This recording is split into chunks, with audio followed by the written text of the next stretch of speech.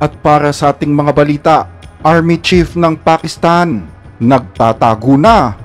At sa gitna ng tumitinding trade war, spy war ng China at US sinimulan na rin. Pero bago natin umpisahan ang ating mga balita, mangyari po lamang na i-like ang video ito para sa patuloy na paghahatid natin ng ating mga updates mula sa loob at labas ng bansa. Malaking tulong po ang inyong like para sa aming mga content creator. Maraming salamat po mga kababayan.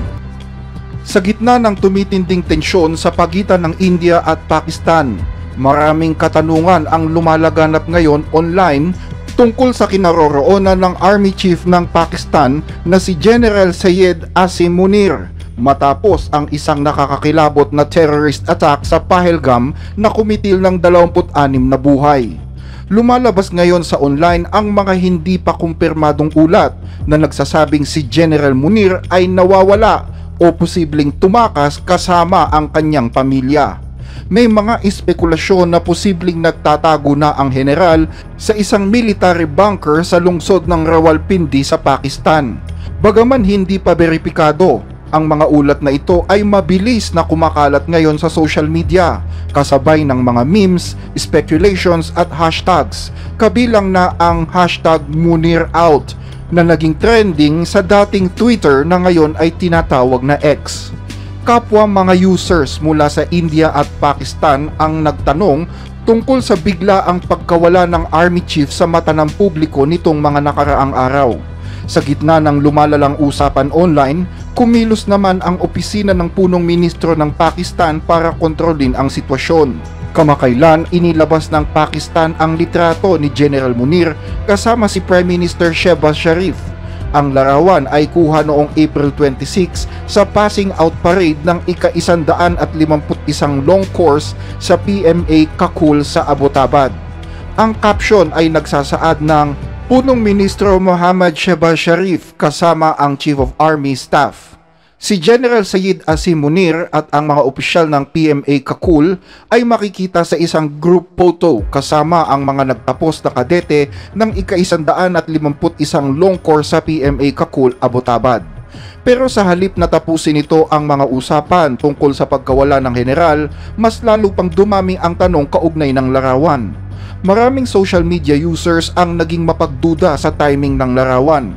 Ang ilan pa nga ay nag-akusa na ang gobyerno ay nag-post daw ng isang AI-generated na larawan para mapawi lang ang mga espekulasyon. Isang user ang nagsabing ito ay isang false image dump. Binigyang diin ang kaduda-dudang petsa na inilagay sa caption bilang pagtatangka na pagmukhaing totoo ito. Marami ngayon ang nababahala dahil sa hakbang na ito. Malakas kasi ang naging tugon ng India sa pag-atake ng mga terorista sa Pahalgam, isa sa pinakamatinding pag-atake sa loob ng 20 taon.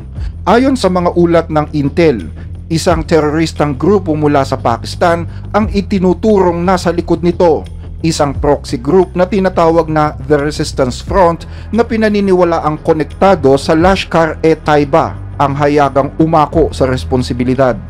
Bilang tugon dito, nagsagawa ang New Delhi ng mga hakbang na hindi pa nito nagagawa sa kasaysayan. Sinuspinde ng India ang Indus Water Treaty ng 1960 na siyang kauna-unahang beses mula nang lagdaan ang kasunduang ito.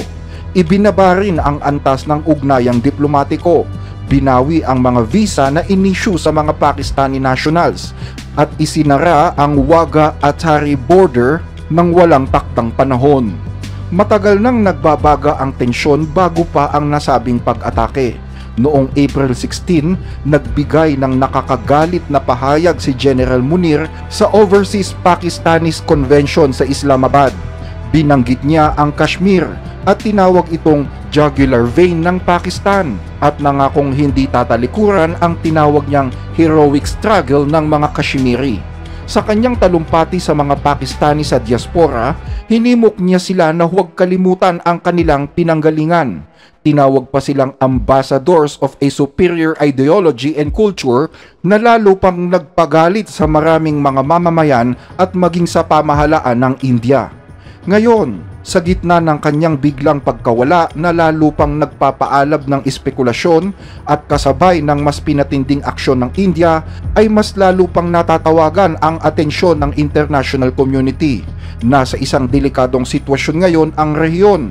Ang tanong, nawawala nga ba talaga ang Chief of Army ng Pakistan o nag-aaktong simpleng low profile lamang siya ngayon?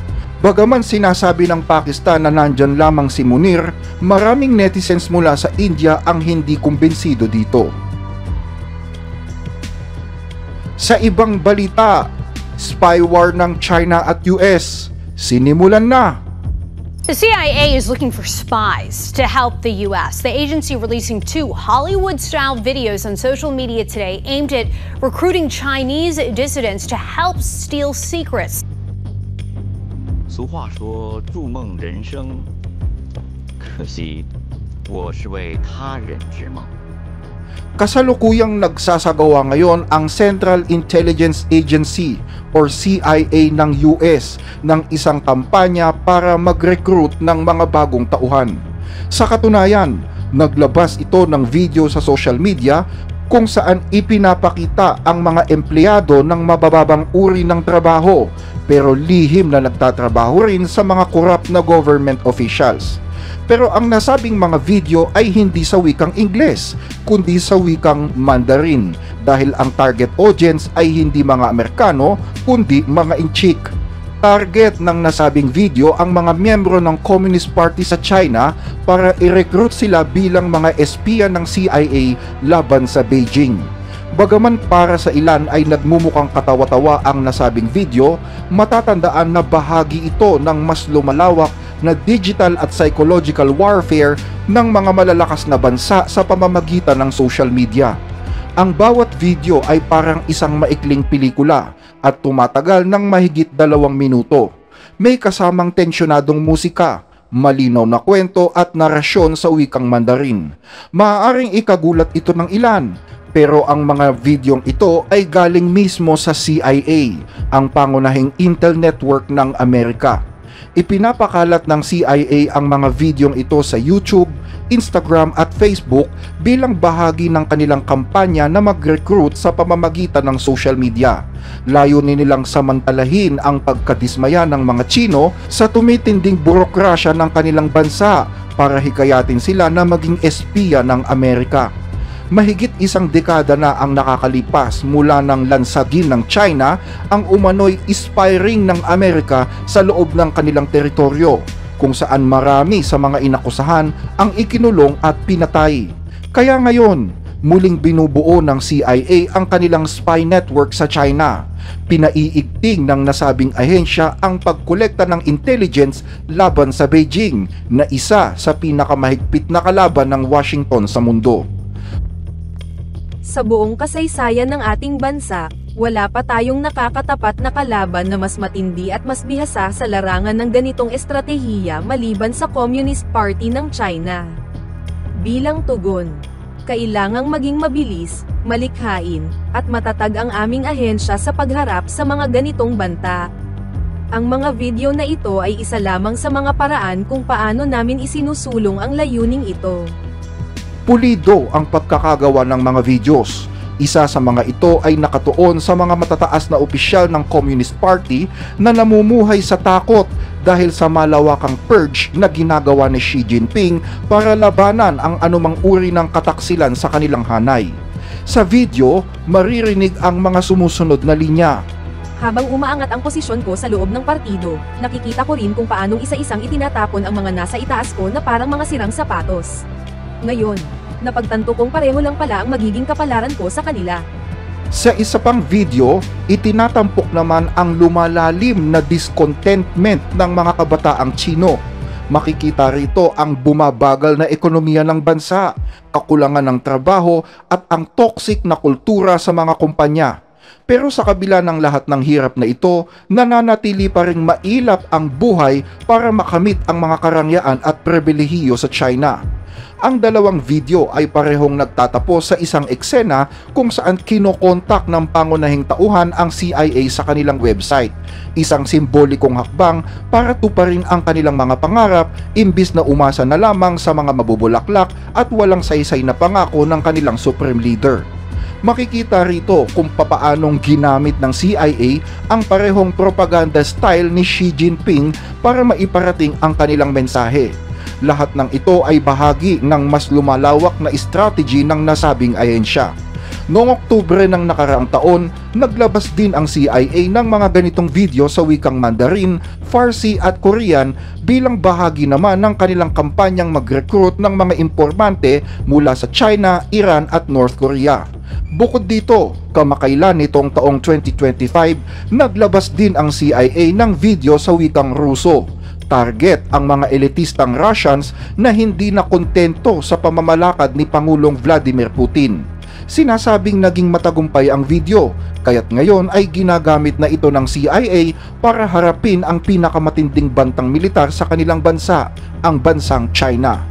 Hindi naman ito binaliwala ng China. Sa katunayan, pinalalakas ng China ngayon ang kanilang mga hakbang para labanan ang espionage mula sa ibang bansa.